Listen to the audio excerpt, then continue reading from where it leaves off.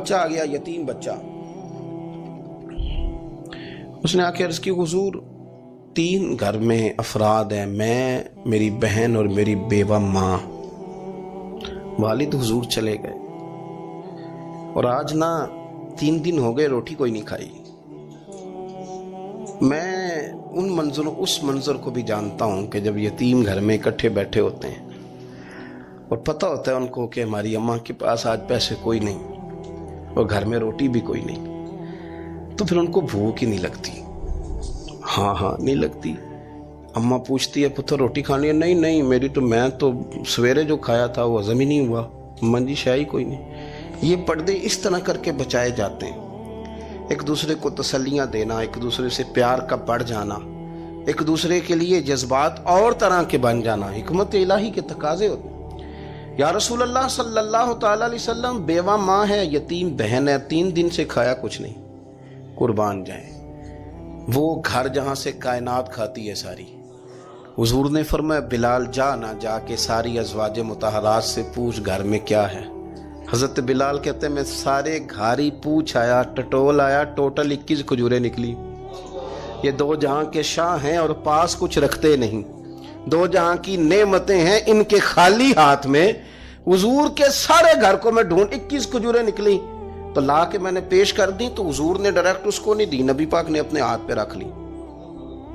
اور کہتے ہیں پھر حضور نے نا اپنا منہ مبارک قریب کیا کھجوروں کے.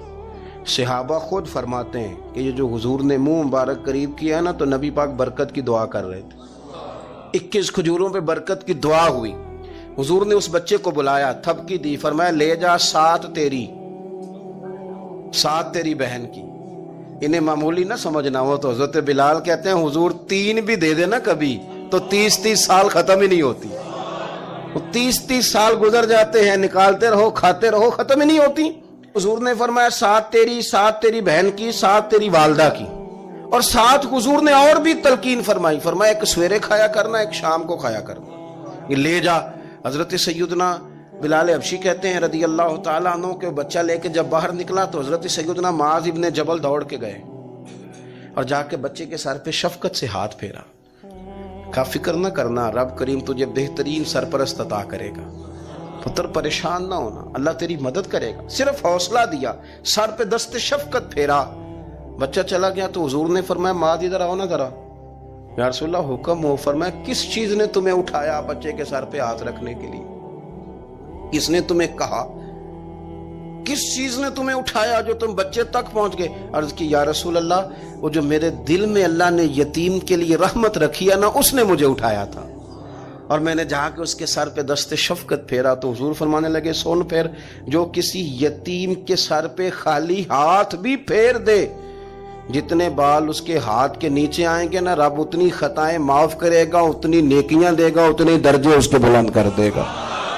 خالی دست شفقت ہی پھیر دے. دینا دلانا تو بعد کی بات ہے، اس کا خیال رکھنا تو. یہ جو ہمارے مدارس ہیں نا، ان میں اکثر بچے غریب ہوتے ہیں، لیکن کچھ بچے تگڑے گھروں کے بھی ہوتے ہیں، مالدار گھروں کے بھی ہوتے ہیں. اس میں اگر کوئی ایسا بچہ آ بھی جاتا ہے نا جو یتیم ہے، کمزور ہے، تو وہ اپنے آپ کو محسوس نہیں کرتا کمزور، کیونکہ وہ یہ نہیں سمجھتا کہ میں یتیم خانے میں آیا ہوں. اس کے ذہن میں مائنڈ سیٹ یہ ہوتا ہے کہ میں مدرسے میں آیا ہوں اور میں پڑھنے کے لیے آیا ہوں. اور چونکہ وہ کچھ وزادار بچے، مالدار بچوں کے ساتھ وقت گزارتا ہے، اسی دسترخوان پہ بیٹھ کے کھاتا ہے، اسی کلاس میں سب کے ساتھ بیٹھ کے پڑھتا ہے، تو اس کی عزت نفس مجروح ہونے کی بجائے طاقت پکڑتی. وہ برابری کی سطح پہ جب آتا ہے تو اسے محسوس ہوتا ہے کہ مجھے عزت دی جا رہی. اس لیے مدارس اسلامیہ میری نظر سب سے مضبوط جگہ ہیں جہاں مساکین کی، یتیموں کی، غریبوں کی صحیح معنوں میں کفالت بھی ہوتی ہے، تعلیم بھی ہوتی ہے، عزت بھی ہوتی ہے، تربیت بھی ہوتی ہے. میرے رسول کریم علیہ السلام بڑے انہماک کے ساتھ، بڑے توجہ کے ساتھ. اچھا ایک کام اور ہوتا ہے ہمارے ہاں، وہ کیا ہے؟ اگر کوئی یتیم مال چھوڑ گیا نا اس کا باپ، تو پھر تو وارے نہیں آ رہے ہیں اس کے. پھر تو اللہ خیر کرے کہ بہت سارے مل جائیں گے کفالت کرنے والے، بہت سارے ملیں گے دھیان رکھنے والے، بڑے سارے ملیں گے توجہ دینے والے. قرآن مجید نے فرما دیا ہے کہ جو یتیم کا مال کھاتا ہے وہ سمجھ لے کہ میں مال نہیں کھا رہا، میں آگ کھا رہا ہوں، آگ کھا رہا ہوں، آگ. سورہ نساء دیکھیے ہمارے ہاں اگر تو وہ مال چھوڑ گیا ہے تو پھر تو بہت سارے رشتہ دار مستقل اس کے محلے میں مکان لینے کو تیار ہو جاتے ہیں، الا ماشاءاللہ۔ پھر تو بڑے سارے ایسے بھی رشتہ دار بن جاتے ہیں جن کو والد کی موجودگی میں کبھی زیارت کا موقع بھی نہیں ملا تھا۔ یہ مال جو یتیم کا ہے اس کی تو زیادہ حفاظت کرنی تھی۔ ہم کئی دفعہ مسئلہ بتاتے ہیں، لوگ فتویٰ بازی شروع کر دیتے ہیں۔ مجھے بلایا گیا کہ ایک صاحب کا انتقال ہو گیا تو ان کا ختم شریف ہے، تو بچے ان کے نابالغ ہیں، تو میں نے کہا کہ آپ اس طرح کریں، ان کے مال میں سے زیادہ پیسے نہ صرف کریں۔ نہیں جی نہیں، بڑے پیسے کمائے ہیں جی، اس نے ساری زندگی باہر نکالی، یا تو لاکھوں کروڑوں کمائے ہیں، تو چھوٹا گوشت پکائیں گے، بکرے کا گوشت پکائیں گے اور ہم ان کا ختم شریف دلائیں گے۔ تو میں نے کہا صاحب آپ رشتہ دار ہیں، ان کے بچوں کے مال کی حفاظت کریں۔ ختم شریف تو اس میں گوشت زیادہ ہونا ضروری نہیں، اس میں تو درد سے دعا کرنا ضروری ہے، اس میں تو تلاوت قرآن پاک کے سال ثواب میں ضروری ہے، ذکر اذکار ضروری ہیں۔ لیکن کیا کیا جاتا ہے کہ بے دریغ مال ان کا اگر ہو تو، ایک حدیث پاک ہے بخاری مسلم میں، بڑے غور سے سنیے گا اور اس کے اندر جتنے پہلو ہیں ان پر پوری توجہ دیجئے گا کہ کہیں ہم ادھر آ تو نہیں گئے۔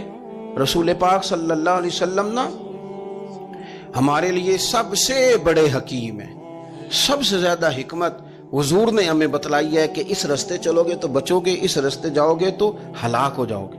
نبی کریم علیہ السلام نے فرمایا، بخاری مسلم ہے، فرمایا 7 ہلاک کرنے والی چیزوں سے بچنا، اگر ان میں تم چلے گئے تو ہلاک ہو جاؤ گے۔ 7 چیزیں ہیں جو تمہیں ہلاک کر دیں، برباد ہو جاؤ گے، تباہ ہو جاؤ گے، ہلاکت کا سفر ہے یہ، 7 چیزوں سے بچو۔ یا رسول اللہ صلی اللہ علیہ وسلم وہ کون کون سی؟ تو حضور نے فرمایا اللہ کے ساتھ شریک نہ کرنا، ہلاک ہو جاؤ گے۔ دوسرا نبی پاک صلی اللہ علیہ وسلم نے فرمایا جادو نہ کرنا، ہلاک ہو جاؤ گے، ہلاک۔ اور یار جسے حضور فرما رہے ہیں ہلاک ہو جائے وہ بچے گا۔ نبی پاک صلی اللہ علیہ وسلم نے تیسرے نمبر پر فرمایا جس شخص کے قتل کرنے کو اللہ نے حرام قرار دیا ہے اسے قتل نہ کرنا، ہلاک ہو جاؤ گے۔ چوتھے نمبر پر رسول پاک علیہ السلام نے فرمایا سود نہ کبھی بھی کھانا، ہلاک ہو جاؤ گے، ہلاک۔ بڑی بڑی دلیلیں دی بینک والوں نے، بڑا سمجھایا تو حاجی صاحب مان گئے، محترم مان گئے، کہنے لگے نہیں جی نہیں وہ کاروبار میں لگاتے ہیں۔ بڑے بھولے بالے ہیں ہم، پتہ سارا ہے۔ اور دیکھو سب کاموں کے باوجود مستقل بینکوں میں پیسے اس اکاؤنٹ میں رکھے ہوئے ہیں جہاں سے مستقل سود آتا ہے۔ حضور نے فرمایا نہ کرنا یہ کام۔ تو کہتا ہے میں سود پہ پیسے لے کے کاروبار چمکاؤں گا، تیرے نبی پاک نے تو فرمایا تو ہلاک ہو جائے گا۔ تو کہتا ہے میں میل لگاؤں گا، حضور نے تو فرمایا ہلاکت ہے۔ تو کہتا ہے میں بڑا کچھ کر جاؤں گا تو ہلاکت ہے۔ اچھی طرح سمجھ لیں، اصل مال بھی ضائع ہو جاتا ہے اس بندے کا جو سود کا مال ملا لیتا ہے، اصل برکت بھی اڑ جاتی۔ اور میرے نبی پاک صلی اللہ علیہ وسلم نے 5ویں نمبر پہ فرمایا یتیم کا مال نہ کھانا، ہلاک ہو جاؤ گے، نہ کھانا ان کا مال، یہ کروڑوں ہو، اربوں ہو یا 10 روپے ہو، یتیم کا پیسہ نہ کھا جانا، ہلاک ہو جاؤ گے، ہلاکت تمہیں آ لے گی۔ اور پھر 6 نمبر پر نبی پاک علیہ السلام نے فرمایا کفر سے جہاد ہو رہا ہو تو کبھی پیٹ پھیر کے بھاگنا نہ، ہلاک ہو جاؤ گے۔ اور 7ویں نمبر پر اللہ کے رسول نے فرمایا بے قصور اور بے گناہ عورت پر تہمت نہ لگانا، بلا وجہ بہو کے کھاتے نہ کچھ ڈال دینا، بلا وجہ بھابھی اور بیوی اور کسی بھی خاتون پر کوئی الزام بے قصور عورت پر بہتان نہ لگانا۔ مار مار کے ایک شخص نے بحال کر دیا بیوی کو اور بعد میں پتا چلا کہ جی مجھے شک ہے تویز کراتی ہے۔ کیا آپ کی سوچ ہے؟ مسلمان اللہ کو ماننے والا اور اس باتوں پر الزام لگائے گا تویز کرا کے لاتی؟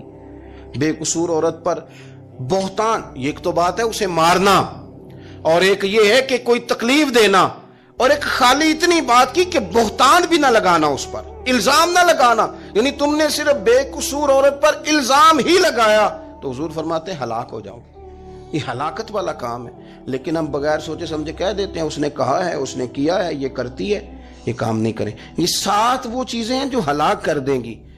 نبی پاک صلی اللہ تعالی علیہ وآلہ وسلم فرماتے ہیں میں نا جنت کا دروازہ کھولوں گا تو ایک عورت کو نا میں سبقت لے جاتے ہوئے دیکھوں گا، یعنی وہ جلدی سے جنت میں داخل ہو رہی۔ یا بعض شارحین کہتے ہیں کہ حضور داخل ہوتے ہی سب سے پہلے اس کا چہرہ دیکھیں گے، حضور فرمائیں گے تو پہلے ہی آ گئی، बीबी जन्नत में। हुजूर ने दरवाजा खोला तो जल्दी से नजर आई, तू पहले आ गई। सब ने लिखा है कि इस औरत की शान ये है कि सबसे पहले जन्नत में गई। मैंने हदीस पढ़ी तो मैंने नीचे हाशिए में लिखा, मैंने कहा मेरा ख्याल ये है कि इसकी ज्यादा शान ये है कि जन्नत में इसकी सबसे पहली मुलाकात मदीने वाले महबूब से हो गई। ये देखो कितनी बड़ी शान। हुजूर फरमाने लगे तू कैसे पहले ही आ गई, कौन है तू? तो वो कहने लगी हुजूर मैं बेवा हूं, मेरे बच्चे यतीम थे, मैंने उनकी खातर ना बैठी रही, मैंने निकाह नहीं किया, मैंने उन यतीमों की परवरिश की, बेवा बन के जिंदगी गुजार दी, उन यतीमों के लिए बैठी रही। इसको जायज है, ये कर सकती थी, लेकिन इसने सोचा कि मैं इनकी निगहबानी यतीमों के लिए बैठी रही। आज शान ये है कि मदीने वाले के लिए जब दरवाजा खुला है तो इस बीबी को भी रब करीम ने फौरन ही जन्नत अता फरमा दी। ये सबसे पहले गई। मैंने देखी हैं ऐसी औरतें 23 साल में बेवा हुई पर उम्र बच्चों के नाम कर दी। उसे पता था कि कल को जब ये बड़े होंगे तो ये अपने कमरे का दरवाजा बंद कर लेंगे, ये नहीं पूछेंगे कि अम्मा सोई है कि जाग रही है। इनका आना जाना अलग से हो जाएगा, इनके ताल्लुकात अपने हो जाएंगे, पर ये बैठी रही, ये बैठी रही। इसने बच्चों को वक्त दिया तो बच्चे तो क्या इसको सिला देते थे, रब ने ये सिला दिया है कि सबसे पहले इसे जन्नत में दाखिला अता फरमाया। अबू दाऊद शरीफ में मुस्नद इमाम अहमद बिन हंबल में हदीस है, नबी पाक सल्लल्लाहु अलैहि वसल्लम के चचा जाद थे हजरत जाफर तैयार, मौला अली शेर खुदा के भाई थे, जंग मौता में शहीद हो गए। वहां से कोई खबर लेके नहीं आया, लेकिन रब खबरें देता है ना अपने हबीब को। अल्लाह गैब के खजानों की कुंजियां देता है अपने महबूब को। नबी करीम सल्लल्लाहु ताला अलैहि वसल्लम ना उनके घर गए, उनकी ज़ौजा का नाम अस्मा बिनते उमैस था। हुजूर ने फरमाया अस्मा मेरे भतीजों को मेरे पास लाओ, मोहम्मद बिन जाफर और अब्दुल्ला बिन जाफर रदी अल्लाह ताला अन्हु। बच्चे करीब आए, हुजूर को पता है इनके वालिद शहीद हो गए। नबी पाक ने अपनी नाक मुबारक उनके रुखसारों पे रखे, फिर हुजूर ने उनका माथा चूमा, फिर नबी पाक सल्लल्लाहु अलैहि वसल्लम ने सीने से लगाया, फरमाया हजाम को बुलाओ ना जरा, इनके बाल तराशे कितने कितनी बड़े हो गए, हजामत होने वाली। हुजूर प्यार कर रहे थे, आंखों में आंसू थे, तो जनाब अस्मा करीब आई, कहने लगे हुजूर मेरे शौहर की कोई खबर आ गई है? तो नबी पाक सल्लल्लाहु ताला अलैहि वसल्लम ने गर्दन मुबारक उठाई तो आंखों में आंसू थे। फरमाया रब ने मेरे भाई को शहादत का दर्जा अता किया। फरमाया कोई आहो बका ना करना मेरे भाई पर, अल्लाह ने उसे शहादत का दर्जा दिया है। हजरत जाफर तैयार के घर वालों के लिए हुजूर ने सहाबा को हुक्म दिया कि ये गम में हैं, इनके लिए खाने पका के लाओ। फिर नबी पाक उन बच्चों से प्यार करने लगे, फरमाने लगे ये जो है ना मोहम्मद बिन जाफ़र ये अपने दादा जनाब अबू तालब से मिलता जुलता है, और ये जो अब्दुल्ला बिन जाफ़र है ये तो सारा मेरे साथ मिलता जुलता है। नबी पाक सल्लल्लाहु अलैहि वसल्लम प्यार करते, बातें करते। हज़रत अस्मा रोने लगी। ये अबू दाऊद शरीफ में मुस्नद इमाम अहमद बिन हंबल में चमकते जुमले। अर्ज़ करने लगी हुजूर मेरे बच्चों का क्या बनेगा, कौन किफालत करेगा? कुर्बान जाएं रसूल पाक सल्लल्लाहु अलैहि वसल्लम के क्या जुमले, यतीमों के लिए हुजूर का नवाजने का क्या अंदाज है। फरमाया अस्मा तू फिक्र न कर, अना वलीयुहुम फिद दुनिया वल आखिरा। फरमाया मैं दुनिया में भी इनका वारिस बनूंगा, कयामत के दिन भी इनका वारिस बनूंगा। तू सिर्फ दुनिया की बात करती है कि निजाम मईशत का कैसे चलेगा, और मेरा वादा यह है कि दुनिया में भी इनकी सरपरस्ती करूंगा, आखिरत में भी सरपरस्ती करूंगा, आखिरत में भी मैं इनका ख्याल रखूंगा। आप गौर तो फरमाएं, तवज्जो तो करें कि इस कदर ज्यादा हुजूर का इन्हिमाक इस तबके के साथ हमें अपने दाएं बाएं अजीजों में, रिश्तेदारों में, दोस्तों में, इलाका में, पड़ोसियों में, मोहल्लेदारों में देखना चाहिए। ये बच्चे बेचारे मैंने देखा है, इनके बिगड़ने में असल बात ये होती है कि कोई मुखलिस होकर सरपरस्त नहीं बनता। आगे बढ़ें, अपनी अपनी खिदमात पेश करें, और जिस तरह हमारा बच्चा बिगड़ जाए तो हम उसके लिए पूरी कोशिश करते हैं, जद्दोजहद करते हैं, हालात वाक़यात पस मंज़र पेश मंज़र का जायज़ा लेते हैं, कौन से असबाब इख्तियार किए जाएं तो ये ठीक हो सकता है। वो सारी चीज़ें इनके लिए भी हमें इख्तियार करनी चाहिए। और ये बच्चे अगर एहसास जिम्मेदारी पकड़ जाएं, जो वारिस से महरूम हो जाते हैं, ये अगर एहसास जिम्मेदारी पकड़ जाएं तो फिर ये कौमों की क़यादत करते हैं। پھر یہ بہت بڑے جانباز ثابت ہوتے ہیں، پھر یہ اپنے گھر گھرانے کا نہیں، یہ ملتوں کے، قوموں کے لیے مشعل راہ بنتے ہیں۔ لیکن شرط یہ ہے کہ ہم ان کے لیے اپنے دلوں کو کشادہ کریں، سینوں کو وسیع کریں۔ غریبوں کا بھی دل نہیں کرتا غریبوں سے دوستی کرنے کو، وہ بھی کسی تگڑے بندے سے۔ غریب 3-4 غریب مل کے ایک غریب کی مدد کرنے شروع کریں نا، تھوڑی تھوڑی، تو ہمیں وزیروں، مشیروں، ایم پی، ایم این اے کی ضرورت ہی نہ رہے۔ امام حسین گزر رہے تھے، امام زین العابدین فرماتے ہیں کچھ لوگ زمین پہ بیٹھ کے روٹی کھا رہے تھے، تو انہوں نے امام صاحب سے کہا حضور آ جائیں، تو امام صاحب گھوڑے سے اترے، زمین پہ بیٹھ گئے، اور جب ان کے ساتھ روٹی کھائی تھوڑی سی، امام علی مقام اٹھنے لگے تو کہنے لگے حضور اور کھائیں، فرمانے لگے قسم بخدا ابھی کھا کے آیا تھا، اور کبھی روٹی کھا کے میں نے فوری طور پہ دوبارہ نہیں کھایا، بیٹھ اس لیے گیا ہوں کہ تمہارا دل نہ ٹوٹ جائے۔ دل بدستاور کے حج اکبر است۔ عزیز دوستو، غریب پروری، بہادری، اور سب سے بڑی بات یہ کہ قناعت پسندی، تھوڑے پہ گزارا۔ یہ جو ہم روز دکھ سناتے ہیں نا اپنے بیٹوں کے، بیٹیوں کے، پریشانیاں، آزمائیاں ہم نے طاری کر لی ہیں۔ میں اکثر کہتا ہوں کسی کی بیٹی اتنا کام نہیں کرتی اس کے ہاتھوں پہ چھالے پڑ جائیں، لیکن حضور کی بیٹی کرتی ہے، محبوب کی شہزادی یہ کام کرتی ہے کہ ہاتھوں پہ چھالے پڑ جائیں۔ نبی پاک صلی اللہ تعالی علیہ وسلم کی شہزادی یہ کام کرتی تھی، ڈیوٹی کرتی تھی ذمہ داری سے۔ اور کنز المال میں وہ چمکتے دمکتے لفظ حدیث کے موجود ہیں کہ اونٹ کے بالوں کی بنی ہوئی چادر اوڑھ کے سیدہ فاطمہ چکی پیس رہی۔ محبوب نے دیکھا، آنکھوں میں آنسو بھی آئے، پتہ فرمایا کیا؟ فرمایا فاطمہ بیٹا دنیا میں تھوڑی سی تکلیف برداشت کر، آخرت کی ساری عزتیں اللہ تجھے ہی عطا فرمائے گا۔ اپنے گھروں کے اندر یہ خوبصورت ماحول لائیں۔ اور پھر سب سے بڑی بات یہ تھی کہ ان کا جو رشتہ تھا نا مصلی کے ساتھ۔ سبحان اللہ۔ یہ اذان کس کی ہے؟ اذان ایک کا ہی جواب دینا ضروری ہوتا ہے جی، زیادہ اذانیں ہو رہی ہیں نا تو ایک کا ہی جواب دیا جاتا ہے، آپ توجہ کریں میری بات پر۔ عزیز دوستو، نبی پاک صلی اللہ بہت بڑی تگڑی ہے۔ او جناب وہ آج کل جو ہمارے نقیبے محفل ہوتے ہیں نا، وہ تو کوئی صلی اللہ تعالی وسلم، ہمارے جو محفل کے اسٹیج سیکٹری ہوتے ہیں وہ تو کوئی 3-4 منٹ لگاتے ہیں جنت میں بھیجنے میں، پر نعت خواں تو 1.5 منٹ ہی لگاتا ہے۔ اندر تسی جلسہ کراؤ تو جنت واڈی۔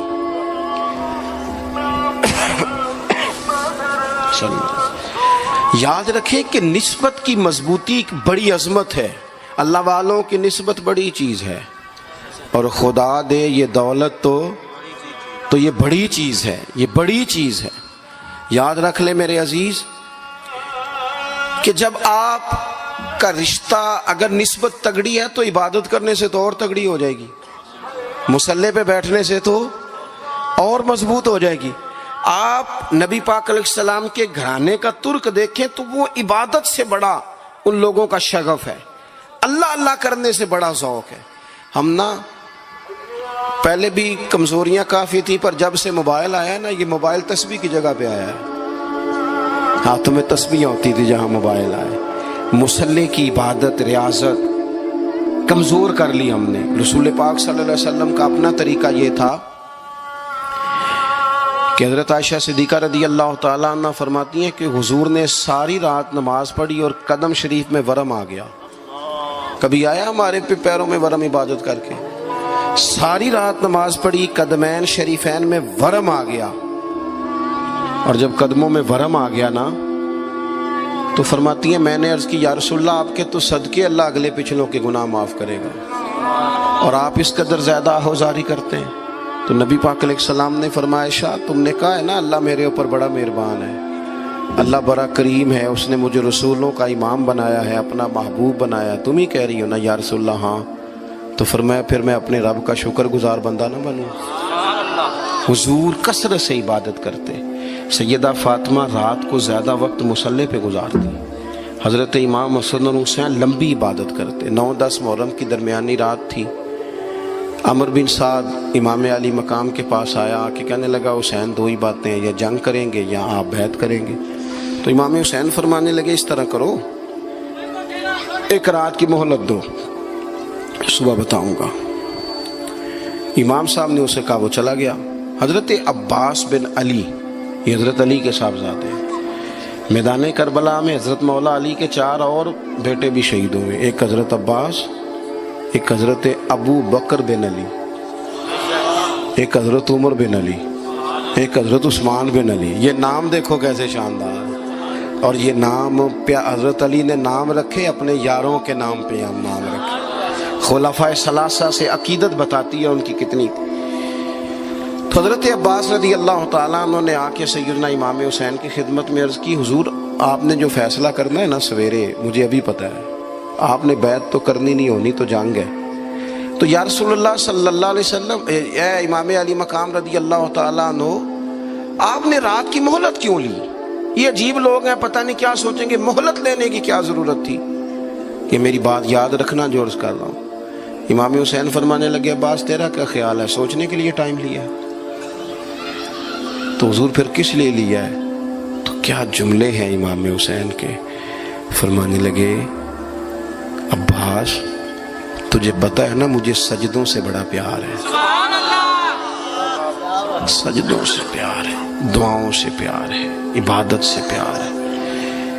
میرا دل کرتا ہے ایک رات رہ گئی ہے، میں رج رج کے سجدے کروں، اپنے مالک کے حضور اپنی پیشانی رکھوں، خوب دعائیں مانگوں۔ تو ان کا تو عبادت سے اتنا شغف تھا۔ آخری بات سنیں، یزید تو ظاہری طور پر کلمہ بھی پڑھتا تھا، سارے کام کرتا تھا، امام حسین کیوں نکلے اس کے خلاف؟ اس لیے کہ فاسق و فاجر تھا، شرابی بدکار تھا۔ صحیح بتانا، صحیح۔ اس بندے کی جیب میں خود ڈھیر سارے گندے گانے ہوں، وہ امام حسین کے نام کی ایک دیگ پکا لے تو امام حسین خوش ہو جائیں گے؟ جو وہاں لڑکیوں کے اسکول کالج کے سامنے روز کھڑا ہو، وہ کہے کہ میں نے 6 نعرے پورے لگائے امام حسین کے نام کے، تو امام حسین خوش ہو جائیں گے؟ امام حسین کی کاز کیا ہے؟ وہ کہتے ہیں کہ ایسے لوگ جو فاسق و فاجر ہوں، اعلانیہ گناہ کرنے والے، وہ کبھی بھی اعلان حکومت پہ آنے نہیں چاہیے۔ اور اگر ہم سپورٹر ووٹر ان لوگوں کے ہوں، ہم انہی لوگوں کے سپورٹر ووٹر ہوں جو ظالم ہیں، فاسق و فاجر ہیں، اور ہم بات کریں امام حسین کی، ہم سے نہ رقم ہوں گے قصید یزید کے، ہم لوگ تو حسین کے سیرت نگار ہیں۔ دورنگی چھوڑ کے یک رنگ ہو جا، سراسر موم ہو جا یا سنگ ہو جا، آپ کبھی کسی ظالم کے سپورٹر نہ بنے، کبھی بھی۔ آپ کو پتا چل گیا بندہ غلط ہے تو ڈٹنا سیکھیں، کھڑے ہونا سیکھیں۔ وَلَا تَحْسَبَنَّ اللَّهَ غَافِلًا عَمَّا يَعْمَلُ الظَّالِمُونَ، اللہ ظالموں کے کاموں سے بے خبر نہیں ہے۔ کبھی کسی ظالم کی سپورٹ نہ کریں، کبھی بھی۔ میرے نبی پاک علیہ السلام نے فرمایا، جس نے زمین کی ایک بالشت پر ظلم کیا نا، اللہ 7 زمینوں کا طوق بنا کے قیامت کے دن اس کے گلے میں ڈال دے گا۔ کبھی کسی ظالم کے ساتھ کھڑے نہ ہونا، کبھی بھی، ایک منٹ کے لیے۔ وہ ایک دفعہ ایران کا ایک بادشاہ تھا، تو اس نے سوچا کہ میں اپنے بیٹے کو نا گھوڑ سواری سکھا لی ہے، تیر اندازی سکھائی ہے، تو میں نا اسے دین بھی پڑھاؤں۔ اس نے ایک بزرگ عالم کا انتخاب کیا کہ میرے بیٹے کو آپ نا کتاب و سنت پڑھائیں۔ تو بچہ ایک زمانہ استاد کے پاس کئی سال جاتا رہا۔ جب اس کی تعلیم مکمل ہو گئی نا، تو ایک دن فارغ ہو گیا، جس طرح ہمارے ہاں چلیں آمین ہوتی ہے یا دستار ہوتی ہے، بچے کی تکمیل ہو گئی۔ ایک دن ویسے ہی استاد صاحب نے گھر بلایا، کہا پتر میرے پاس آؤ۔ بچہ چلا گیا تو استاد صاحب نے اندر سے کنڈی لگا لی اور بچے کو کافی سارے تھپڑ مارے، کھینچا، زد و کوب کیا، مارا۔ بچے نے گھر آ کے والد کو شکایت لگائی تو والد کہنے لگے، پتر تیرے استاد عالم فاضل بندے ہیں، ایسے بلا وجہ مارا، میری سمجھ میں نہیں آتا۔ ماں کو کہا تو اماں کہنے لگی، پتر تیرا باپ کہتا تو ٹھیک ہے، چلو حالات بدل گئے، زمانہ بیت گیا، وہ بادشاہ فوت ہو گیا، یہ بیٹا تخت پہ بیٹھا۔ اب وہ درد نہیں جاتا تھا اندر سے کہ استاد نے زیادتی کی میرے ساتھ۔ اس نے پہلا حکم یہ جاری کیا کہ میرے استاد کو بلاؤ۔ استاد بڑے بوڑھے ہو گئے تھے، ضعیف تھے، چھڑی پہ جھکے ہوئے، 2 بندے لے کے آئے، استاد جی کو کھڑا کیا، استقبال کیا، کرسی بھی دی۔ کہنے لگا، استاد جی ناراض نہ ہونا، میں بے اختیار تھا، آپ سے پوچھ نہیں سکا، آج میں نے پوچھنے کے لیے بلایا ہے۔ میرا قصور کیا تھا؟ استاد صاحب نے یوں آنکھیں کھولی، کہنے لگے پتر یہ جو آج دن آیا نا اسی دن کے لیے مارا تھا، یہ جو آج دن آیا ہے نا اسی دن کے لیے تیری پٹائی کی تھی۔ کہا استاد جی کیوں؟ کہنے لگے پتر کتنے کو سال ہو گئے مار کھائی کو؟ کہا کو 13-14 سال ہو گئے، بھولی تو نہیں نہ زیادتی؟ کہا جی بھولی نہیں۔ فرمانے لگے اس لیے ہی تجھے مارا تھا کہ ایک نہ ایک دن تو نے باپ کی جگہ پہ بیٹھنا ہے، پتر خیال رکھنا اگر میں نے تیرے ساتھ کوئی زیادتی کی تھی تجھے 14 سال نہیں بھولی تو بھی کسی کے ساتھ نہ کر بیٹھنا، اسے قیامت تک نہیں بھولے گی، اور ایک عدالت صبح قیامت بھی لگے گی، پھر وہاں جواب دینا ہے۔ ثم لتسألن یومئذ عن النعیم، جو تمہیں اقتدار کی نعمت ملی ہے اس کا خیال رکھنا، اللہ تعالیٰ حساب لے گا۔ غریب آدمی کو قرض کی ضرورت پڑ گئی، 1000 دینار چاہیے۔ میں کہہ چکا ہوں کہ درہم چاندی کا ہوتا تھا، دینار سونے کا، اب 1000 دینار لینا ہے۔ تو جس بندے سے اس نے کہا، اگرچہ وہ نیک بندہ تھا، اس نے کہا یار 1000 دینار دے دو، تو کہنے لگا کوئی گواہ ہے تیرے پاس؟ وہ کہنے لگا غریبوں کا گواہ کون ہوتا ہے؟ ہاں ایک گواہ ہے۔ کہا کون؟ کا میرا رب، وہ تیرے اور میرے بیچ گواہ ہے۔ اس نے کہا کوئی کفیل، اگر تو پیسے نہ دے سکے تو وہ بعد میں دے دے، یا تجھے کچھ ہو جائے تو وہ دے دے۔ اس نے کہا کفیل بھی میرا اللہ ہی ہے، میرے پاس اگر ہے تو رب کریم کا نام ہے، اگر اعتماد کر سکتا ہے تو کر لے۔ بندہ نیک تھا، اس نے کہا رب کے نام پہ، رب کی کفالت پہ، اللہ کو گواہ بنا کے میں تیار ہوں تجھے 1000 دینے کی۔ اس نے 1000 دینار دے دیا، وقت واپسی کا طے ہو گیا، وہ چلا گیا پیسے لے کے۔ اس نے پوری محنت کی کہ میں نے وقت پہ پیسے لوٹانے، پوری محنت بھی کر لی، اللہ نے مدد بھی کر دی، پیسے بھی اس تاریخ کو اسے مل گئے۔ بعض لوگوں کا تو لوٹانے کا دل ہی نہیں نہ ہوتا۔ فرمایا حدیث پاک میں کہ تو لوٹانے کا ارادہ کر، رب تیری مدد بھی فرمائے گا۔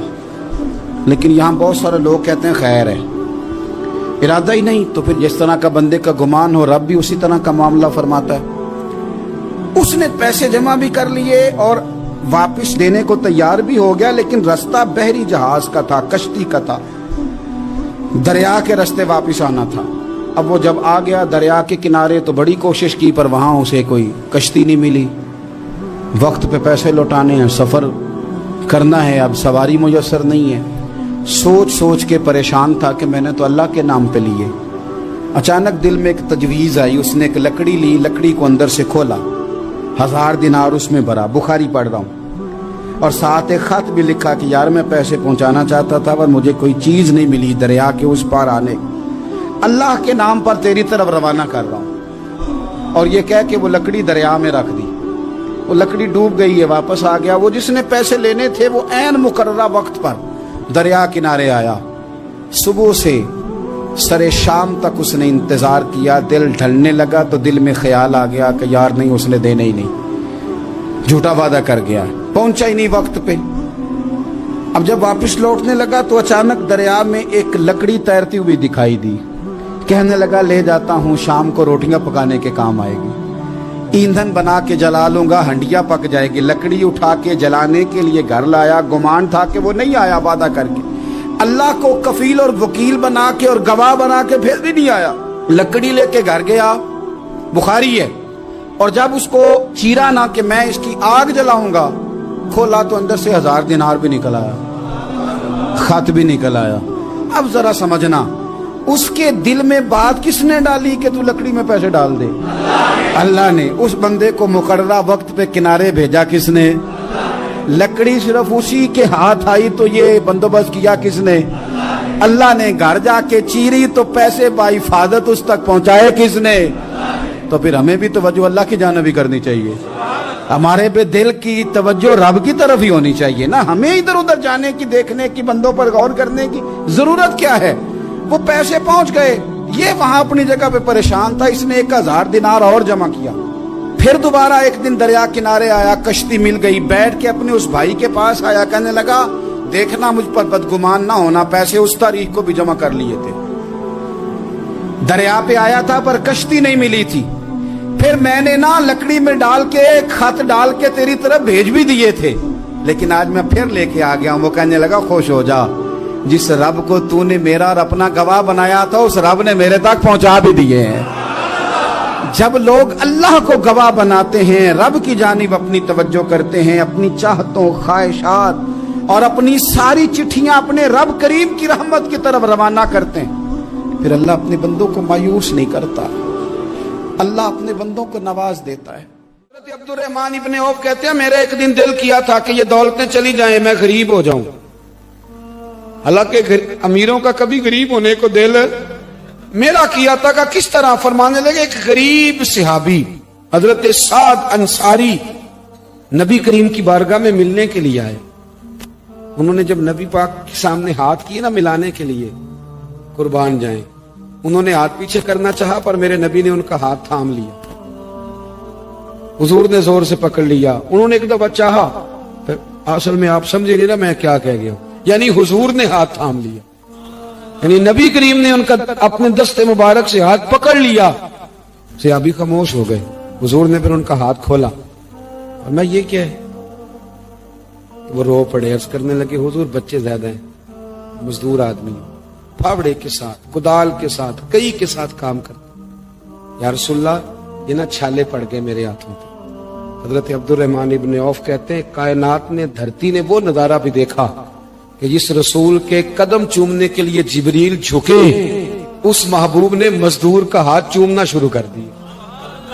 फरमाते हैं, गरीबी को वो इज्जत मिली कि मेरा भी दिल करता था गरीब हो जाऊं, दिल करता था।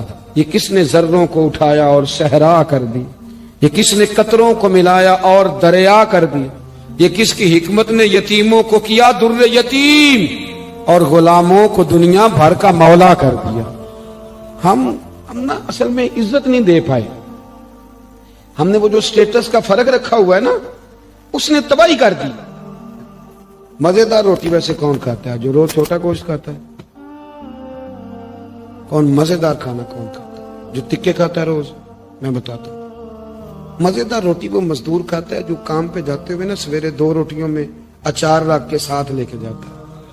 मैं जिम्मेदारी से कह रहा हूं, कभी देख लेना उसे खाते।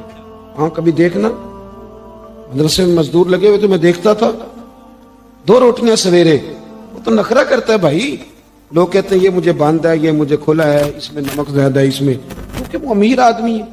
जो 50,000 रुपया रोज का कमाता है वो तो पैसे देख ही नहीं सकता, वो तो सीधे बैंक में जाते हैं, बैंक से निकल जाते हैं। वो जो 600 रुपया दिहाड़ी कमाता है ना, 600, वो 3 दफा हाथ झाड़ता है, 3 दफा बिस्मिल्लाह पढ़ता है। हाँ, वो ये 50,000 वाले को कहां बिस्मिल्लाह याद रहती है। तो आए बैंक में और गए बैंक से।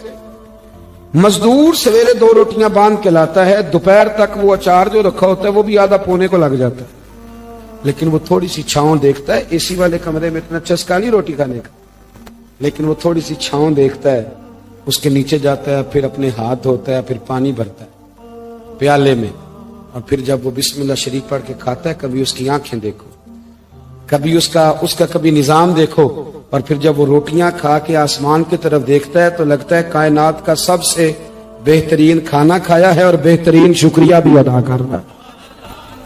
मैं आपको सही कह रहा हूं, नबी पाक सल्लल्लाहु अलैहि वसल्लम की हदीस है, हुजूर ने फरमाया, दुनिया का बेहतरीन खाना वो है जो इंसान मेहनत की मजदूरी से खाता है। बेहतरीन रोटी है वो, बेहतरीन। नबी पाक ने गरीबी को इज्जत दी।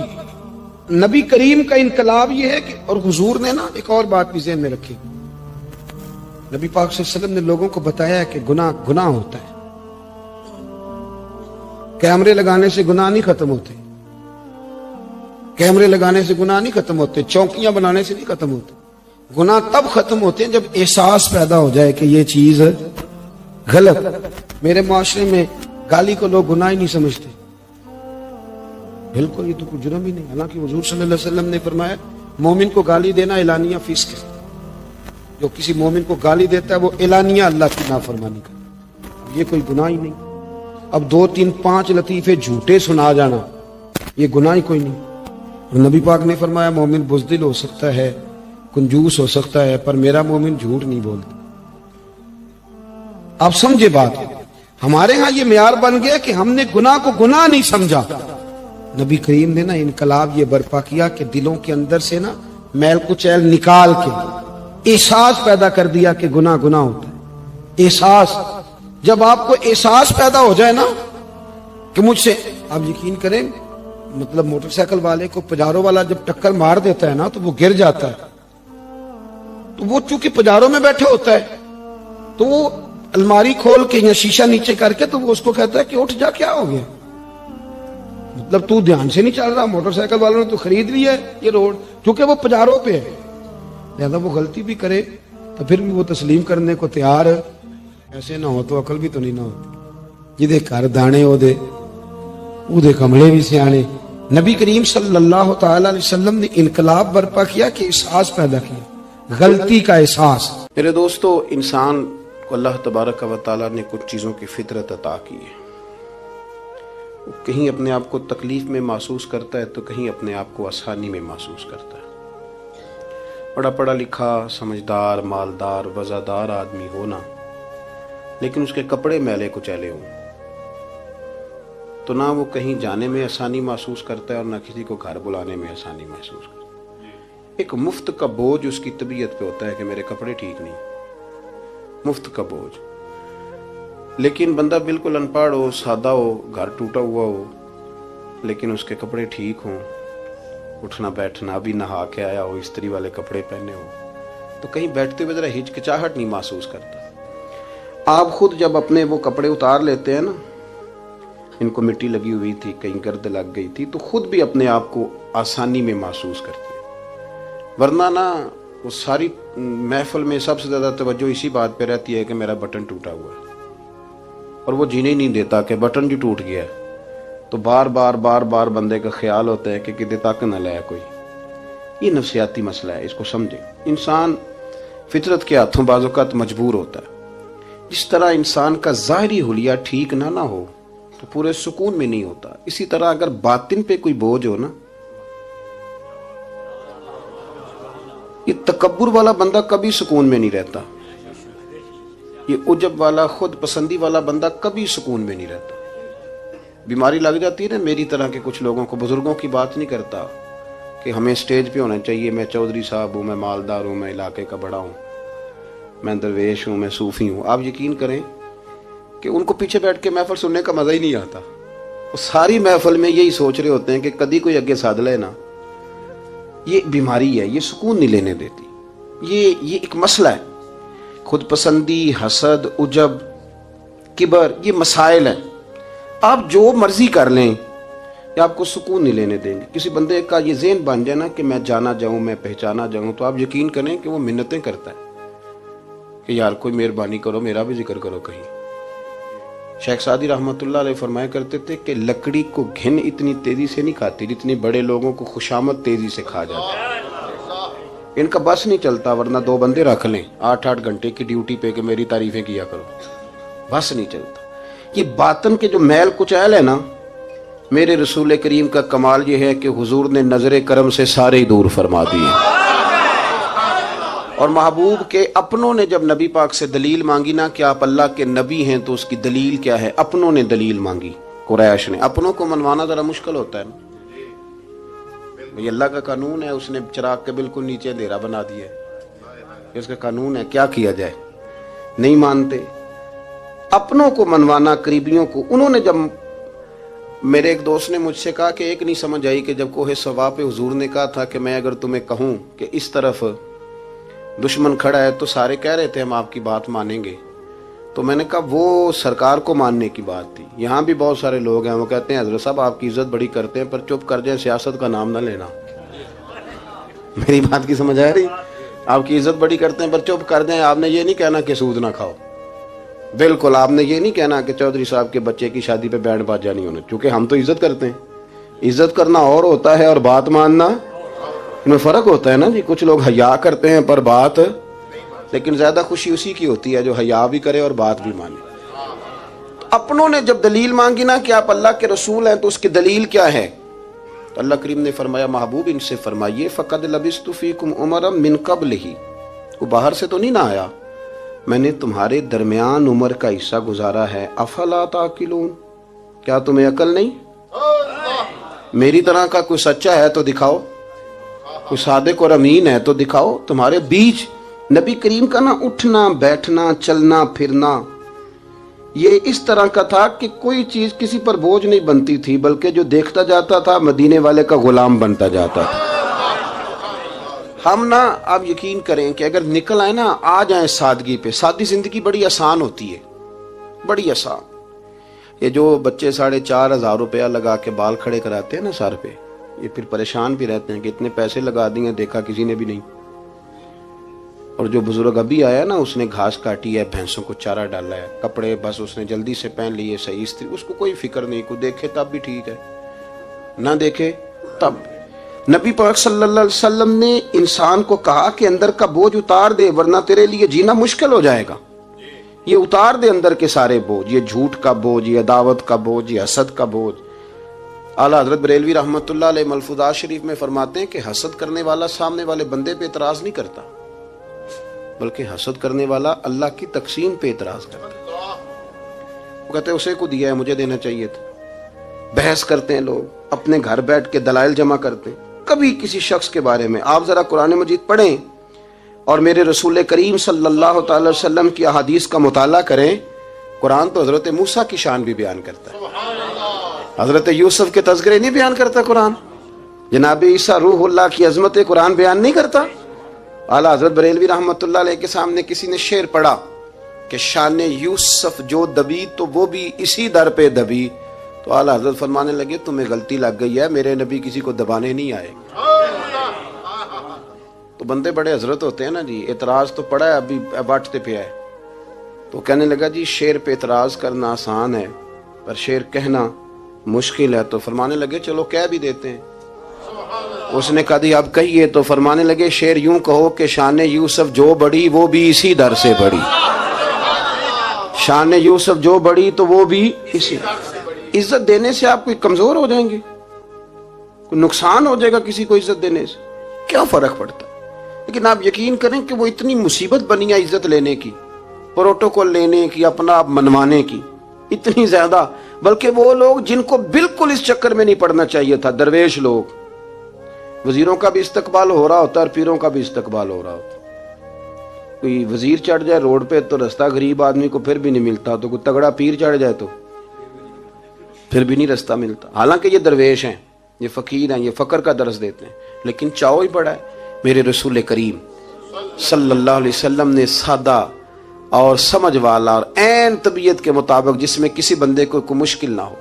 پتہ ہے میرے محبوب کا کمال یہ تھا کہ نبی کریم تک رسائی بڑی آسان تھی، ہر بندہ بڑی آسانی سے پہنچ جاتا، بڑی آسانی سے۔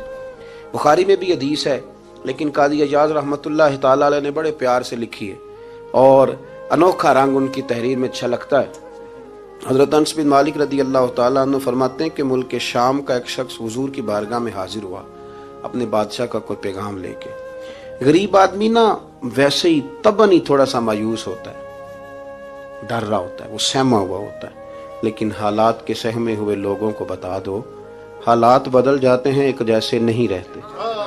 لیکن یہ بیچارے سہمے، یہ ہر جگہ ڈر رہے ہوتے ہیں، یہ آستانوں پہ بھی ڈر کے پیچھے بیٹھے ہوئے ہوتے ہیں، آستانوں پہ بھی پروٹوکول مل رہا ہوتا ہے جس کی جیب تگڑی ہوتی، تو ڈرتے ہیں یہ لوگ، اور ان پہ پریشر بڑھا دیا جاتا ہے، کچھ ایسے کام کیے جاتے ہیں جن سے ان کی دلوں پر بوجھ بھی رہتا ہے کہ نہیں یہاں بات کوئی نہیں کرنی۔ حضرت انس بن مالک رضی اللہ تعالیٰ عنہ فرماتے ہیں جب وہ آیا نا نبی کریم کی بارگاہ میں تو وہ کانپنے لگا، کوئی بات بھی نہیں ہوئی، کوئی ایسا مسئلہ بھی نہیں ہوا، لیکن وہ کانپنے لگا اور تھر تھر کانپنے لگا۔ تو اللہ کے رسول صلی اللہ علیہ وسلم نے اسے فرمایا کہ کیوں ڈرتے ہو، کیا بات ہے؟ کہنے لگا میں مدینے کی جو ریاست ہے اس کے سربراہ کے پاس آیا ہوں، غریب آدمی ہوں، ڈر لگتا ہے کوئی ایسی بات نہ ہو جائے کہ آپ ناراض ہو جائیں۔ تو انہوں نے تو دیکھا تھا نا ان لوگوں کو کہ جو جانور کو مالک کی مرضی کے بغیر چھاؤں میں باندھ دیتے تھے تو مار پڑتی تھی، اتنا سیانہ ہو گیا تو مرضی کرے گا، مجھے ڈر لگ رہا ہے۔ حضرت انس بن مالک کہتے ہیں بات کہاں کی تھی، چلی کہاں گئی؟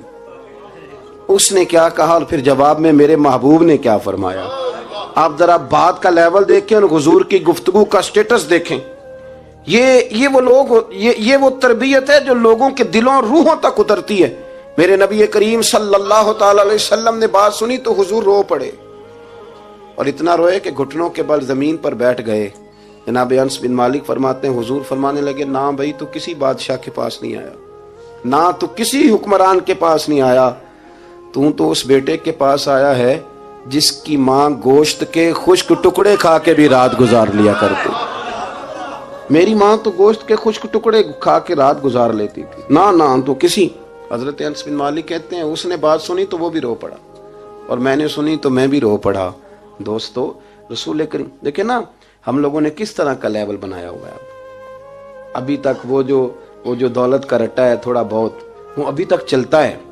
ابھی تک خاندان کے اندر کوئی بندہ امیر ہو جائے تو چودھری بھی وہی ہوتا ہے, سیانہ بھی, میرا تو خیال ہے پیر بھی وہی ہوتا ہے.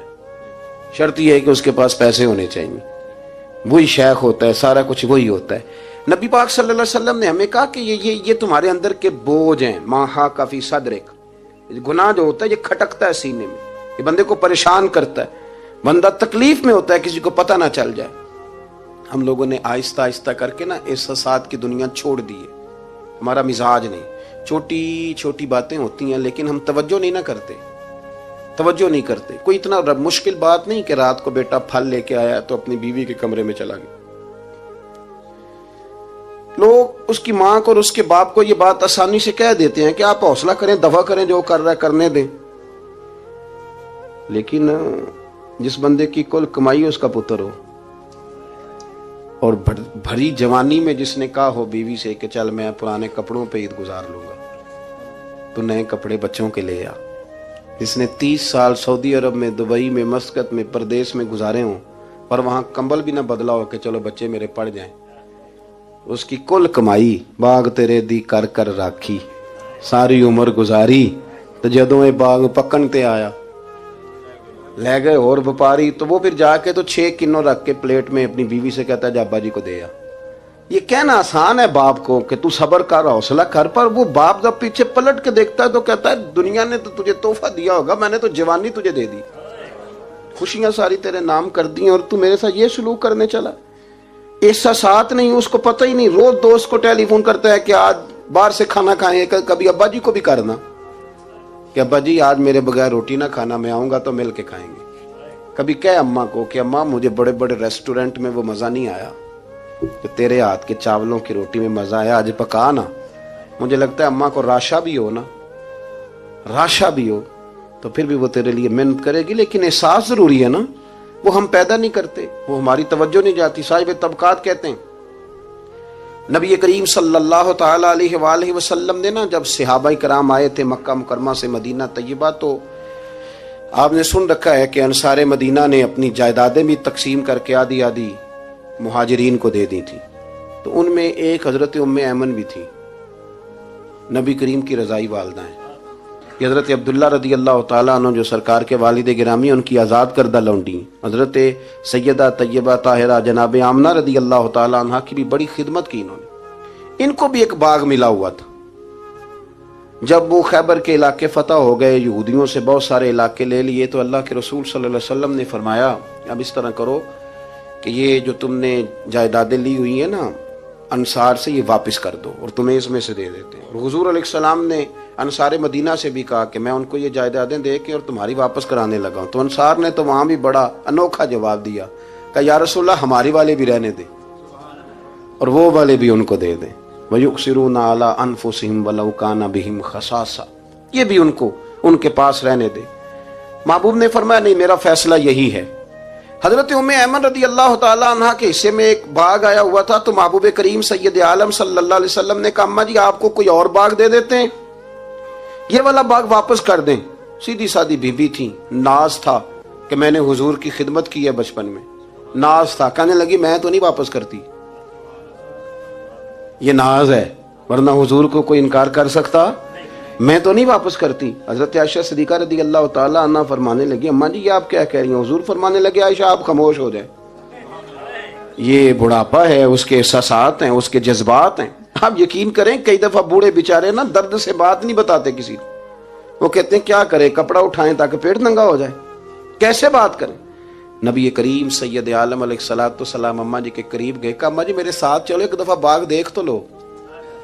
حضور ساتھ لے کے گئے, ایک باغ دکھایا تو کہنے لگی نہیں میں نے نہیں لینا, یہ مجھے میرے والا ٹھیک ہے. حضور نے پھر دوسرا دکھایا, کہنے لگی یہ بھی نہیں مجھے پسند. محبوب نے تیسرا دکھایا تو کہنے لگی یہ تو میرے والے باغ سے بھی پیارا ہے, یہ میں لے لوں گی.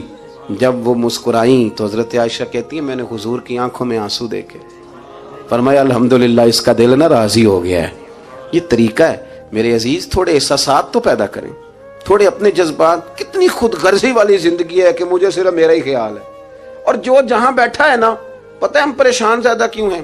میں مولوی ہوں تو میں سارا دن یہی تقریریں کرتا ہوں، لوگ مولویوں کی عزت نہیں کرتے، لوگ مولویوں کی عزت نہیں کرتے، تو میں کہتا ہوں چھوڑیں یہ رٹا، عزت مانگنے کی کیا ضرورت ہے؟ اب منت مانگ کے عزت کرانی ہے؟ چھوڑیں، کوئی ضروری ہے؟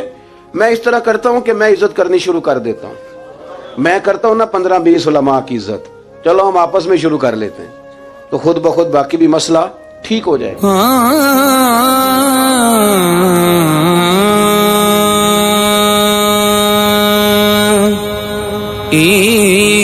دانتے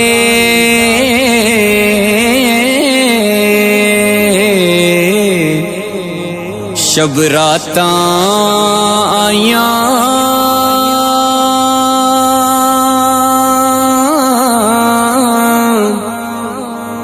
سارے لوگ گھراں نوں آئے،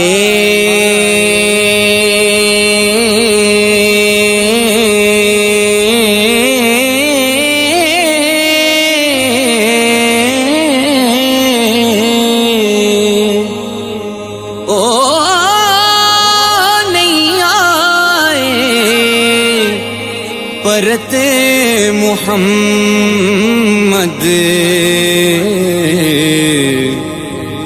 بوڑھے لوگ آج شکایت کرتے ہیں عزت نہیں کی جاتی، عزت کیوں آپ بھیک مانگتے ہیں؟ کیا ضرورت؟ پیار دینا شروع کریں، روز بروز مطالبہ کرنا کہ میری خدمت کرو، میرے پیچھے چلو، اس سے تو دقت پیدا ہوتی، انسان تکلیف میں رہتا ہے۔ میرے رسول کریم علیہ السلام خیال رکھتے، چھوٹے چھوٹے بچوں کے جذبات کا بھی خیال کرتے، بوڑھوں کے جذبات کا بھی خیال کرتے۔ نبی کریم صلی اللہ علیہ وسلم ہر شخص کے بارے میں ایسا نظریہ رکھتے کہ جس سے قوم کو سکون ہوتا، دلوں کے اندر اطمینان پیدا ہوتا۔ حضرت عائشہ صدیقہ رضی اللہ تعالیٰ عنہ فرماتے ہیں ایک دن گھر میں تشریف فرماتے اور طبیعت مبارک میں نا بڑی، میں دیکھ رہی تھی کہ بڑا حشاش بشاش ہے سرکار کا مزاج، بڑی خوبصورتی۔ آج غم امت میں حضور اس طرح پریشان نہیں جیسے اکثر ہوتے ہیں۔ آپ فرماتی ہیں باتیں چل رہی تھی تو بیٹھے بیٹھے حضور فرمانے لگے کہ عائشہ میں تمہیں بتاؤں تم مجھ سے راضی کب ہوتی ہو اور ناراض کب ہوتی ہو؟ کہتے میں نے عرض کی یا رسول اللہ میں اور آپ سے ناراض۔ فرمایا چل سن تو لینا، سن تو لینا، ذرا بات سننا، ذرا سن تو لے، سننا۔ عرض کی یا رسول اللہ حکم فرمائیں۔ فرمایا تم کبھی کبھی قسم اٹھاتی ہو، ذرا احساس کی شدت دیکھی، لفظوں اور جملوں کا خیال رکھنا، سامنے والے کا اسے آسانی دینا۔ نبی کریم صلی اللہ، دیکھیں نا، میں نہیں پرواہ کرتا جی، اب بیویوں کی باتیں کون سنے، میں نہیں پرواہ کرتا جی فلانا تو ان پڑھ ہے، لیکن جو ہمیں حضور نے ذوق دیا جینے کا، جو تسلی دی ہمیں زندہ رہنے کے لیے، جو ہمیں کہا کہ یہ چیز تمہیں جوان کرے گی، ٹھنڈا رکھے گی، نبی کریم صلی اللہ تعالی علیہ وآلہ وسلم فرمانے لگے عائشہ تم نا کبھی کبھی قسم اٹھاتی ہو؟ کہا یا رسول اللہ اٹھاتی ہوں۔ فرمایا جب تم تھوڑا بہت ناراض ہوتی ہو نا کہ کسی اور زوجہ کے پاس وقت زیادہ گزر گیا ہے، تو پھر تم پتہ کس طرح قسم اٹھاتی ہو؟ تم کہتی ہو مجھے ابراہیم علیہ السلام کے رب کی قسم، اور جب تم راضی ہوتی ہو تو کہتی ہو مجھے محمد مصطفیٰ کے رب کی قسم۔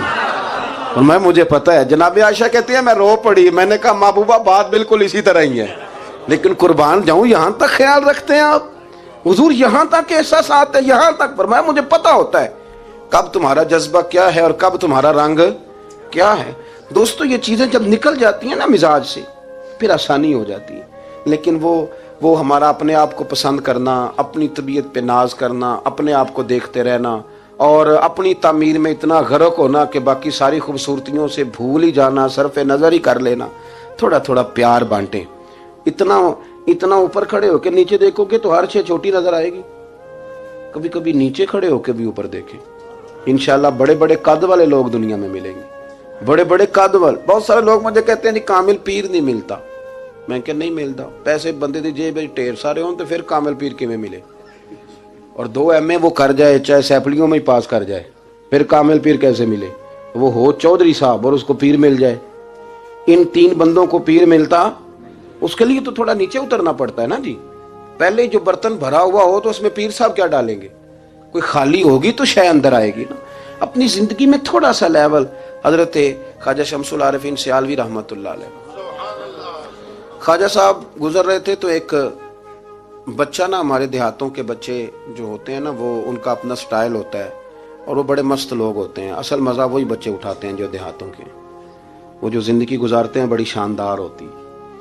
میں آپ کو تجربے کی روشنی میں کہہ رہا ہوں، میں نے دیہات بھی کھول کے دیکھے اور شہر بھی سارے دیکھے الا ماشاء اللہ، ڈھیر سارے شہر میں نے دیکھے، اور میں نے اس میں دیکھا ہے کہ زیادہ سکھی یہی بچے رہتے ہیں جو مٹی میں بھی کبھی کبھی دوڑتے ہیں، ہاں، جو سن لیتے ہیں تھوڑی بہت. آپ یقین کریں کہ سارے گاؤں کے بوڑھے ہی دادا ہوتے تھے اور سارے ہی چاچے ہوتے تھے اور سارے ہی. اب تو رٹا بن گیا، اب تو مسئلہ خراب ہو گیا، عجیب سی الجھن لوگوں نے پیدا کر دی.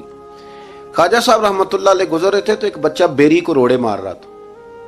روڑے سارے جمع کر لیے اور مارتا جا رہا ہے. اور یہ بچے گاؤں کے جب یہ فائرنگ کرتے ہیں نا بیری پہ، تو یہ روڑے پہلے جمع کر لیتے تاکہ پھر بے دریغ بغیر رکنے کے اپنا کام کرتے رہیں. تو مار رہا تھا، تو حضرت شمس العارفین رحمت اللہ تعالی علیہ آپ بھی گزرے، مریدین ساتھ تھے، تو ایک دو روڑا نا حضرت کو بھی لگ گیا. تو فرمانے لگا پتر ذرا خیال کرنا، میں بوڑھا آدمی ہوں، اس عمر میں تو زخم بھی ٹھیک نہیں ہوتے. اس نے بچے نے پلٹ کے دیکھا تو وہ تو جانتا تھا نا کہ چائے سے کیتلی زیادہ گرم ہوتی ہے، مرید ماریں گے. اس نے دوڑ لگا دی، بھاگا اور سر پٹ دوڑا. اور جب وہ تیزی کے ساتھ دوڑا نا، تیزی کے ساتھ، اللہ اکبر، تو خواجہ صاحب نے بھی مریدوں سے کہا اس کو پکڑ کے لاؤ. پکڑ کے لائے تو خواجہ صاحب فرمانے لگے دوڑ تو کیوں؟ کہنے لگا جی دو حرفی بات ہے، آپ ماریں گے، آپ کے مرید ماریں گے، روڑا جو لگ گیا. کیا انداز ہے بزرگوں کا، پیار بانٹنے کا. یہ چیزیں انسان کو بڑا میٹھا رکھتی ہیں. آپ یقین کریں پروٹوکول سے نکل آئیں آپ سوکھے ہو جائیں گے، آسان زندگی. خواجہ صاحب رحمت اللہ تعالی علیہ فرمانے لگے ویسے تو کر کیا رہا تھا؟ کہنے لگا میں روڑے مار رہا تھا بیری کو. تو فرمایا بیری تجھے جواب میں کیا دیتی ہے؟ کہنے لگا جی وہ تو پھل دیتی ہے. تو آپ فرمانے لگے تو شمس العارفین کو بیری سے بھی کیا گزرا سمجھتا ہے؟ آپ اتر میرے سینے سے لگ، اور جو پھل میں تجھے دوں گا نا پہلے کبھی نہ کسی نے دیا ہوگا. تھوڑا لیول تو نہیں دیکھیں نا، ہمارے بچے بڑی آسانی سے کہہ دیتے ہیں میرے گاؤں کے لوگ جاہل ہیں جی سارے.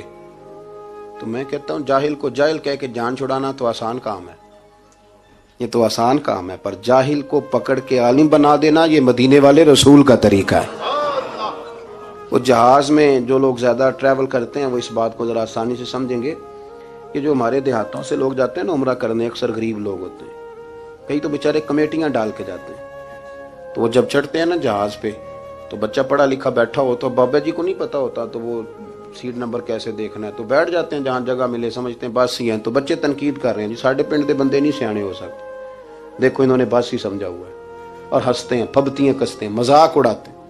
تو میں کہتا ہوں یار تو اگر پڑھا لکھا ہوتا نا تو تم دروازے پہ جا کے بابا جی کا ہاتھ تھامتا، پھر تو سیٹ نمبر دے کے انہیں بٹھاتا، ہاتھوں تے سیٹ بیلٹ باندھتا، پھر پانی کی بوتل دیتا اور پھر کہتا حضور بزرگوں میں فلانی جگہ بیٹھا ہوں، میری ضرورت پڑی تو دوبارہ بھی آواز دے لینا. پڑھے نا بخاری مسلم. حضرت انس بن مالک رضی اللہ تعالیٰ عنہ فرماتے نجرانی چادر حضور نے اوڑی ہوئی تھی اور نبی کریم صلی اللہ علیہ وسلم جا رہے ہیں، جناب فاروق اعظم بھی ساتھ ہیں. تو کہتے ہیں پیچھے سے ایک شخص نے نا حضور کی وہ چادر، اس میں سرخ دھارے دار تارے تھی، تو پکڑ کے نا اس نے چادر حضور کی کھینچی، تو وہ جو چادر تھی وہ حضور کے گلے میں پھر گئی. فرماتے میں وہ تکلیف محسوس کر رہا تھا تو وہ کھینچ کے نا چادر، تو کہنے لگا میں کچھ مانگنے آیا ہوں.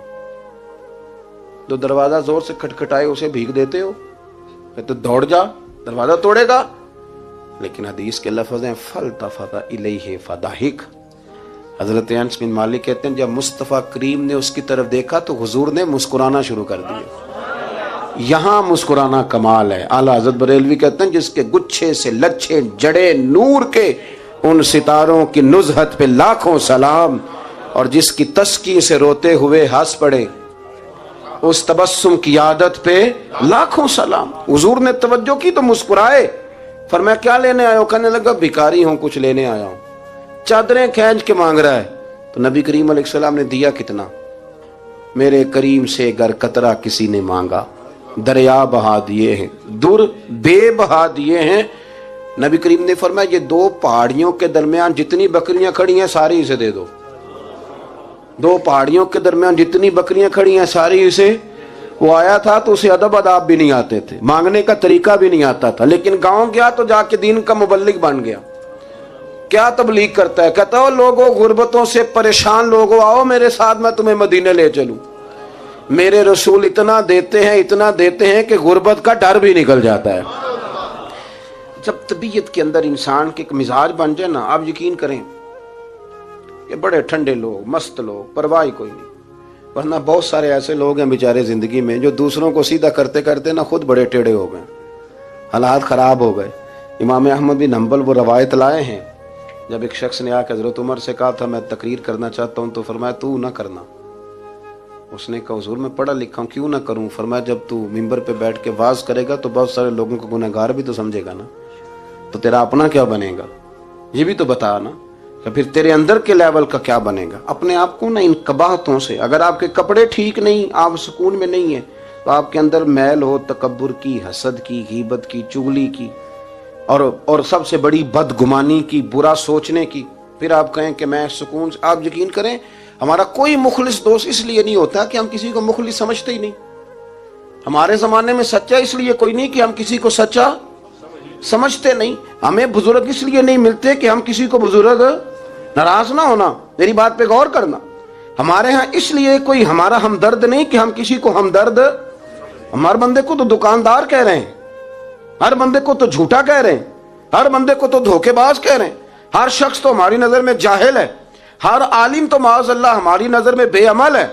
تو جب اس قدر زیادہ ہمارا ذہن برا ہو جائے گا, یا ایھا الذین آمنوا اجتنبوا کثیرا من الظن ان بعض الظن اسم, اتنا برا سوچیں گے تو پھر تو حضور نے فرمایا نہیں کہ اللہ تمہارے گمان کے قریب ہے. اس طرح کا گمان کرتے ہو رب بھی ویسا ہی بن جاتا ہے. تو اپنی سوچوں کو ستھرا کریں, اپنی طبیعت میں نرمی لائیں. آپ اچھے بندے ڈھونڈنے ملیں گے تو رب آپ کو ڈھیروں بندے عطا کرے گا. اپنے آپ کو کمزور نہ کریں, کبھی چھوٹا نہ کریں, چھوڑیں. اپنی نجی مجلسیں بھی پاک کریں, صاف ستھری کریں اور خوبصورت کریں, اور اپنی جو خلوتیں جلوتیں ان میں محنت کریں. اپنے سے دوسروں کو افضل جاننا سیکھیں, لوگوں کا اکرام کرنا سیکھیں, آداب سیکھیں, اور لوگوں کے بارے میں اچھی گفتگو کرنی سیکھیں. آپ یقین کریں یہ کام آپ کسی کے لیے کر کے دیکھیں, اللہ آپ کو سکون عطا کرے گا. اعلیٰ حضرت بریلوی رحمۃ اللہ علیہ سے کسی نے کہا تھا حضرت جی میرا دل بڑا بے سکون رہتا ہے, تو کوئی وظیفہ دیں. تو اس کا خیال تھا کچھ پڑھنے کو بتائیں گے. تو فاضل بریلوی رحمۃ اللہ علیہ فرمانے لگے اس طرح کر, کسی بندے کے ساتھ نیکی کر, پر اسے پتہ نہ ہو میرے ساتھ کون کر رہا ہے, اسے خبر ہے. فرمایا اس طرح کی نیکی کر, پھر رب تیرے دل کو قرار عطا کرے گا. وہ جو دکھا کے مسجد میں پیسے دیے جاتے ہیں وہ نام تو ہو جاتا ہے پر سکون لے جاتا ہے وہ, لیکن جو چھپا کے نیکی ہوتی ہے وہ ذرا مزہ کر جاتی ہے.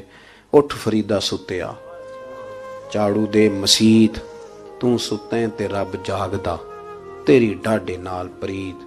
اٹھ فریدا ستیا تے خلقت ویکھن جا, متے کوئی مل جائی بخشیا تے تو بھی بخشیا جا.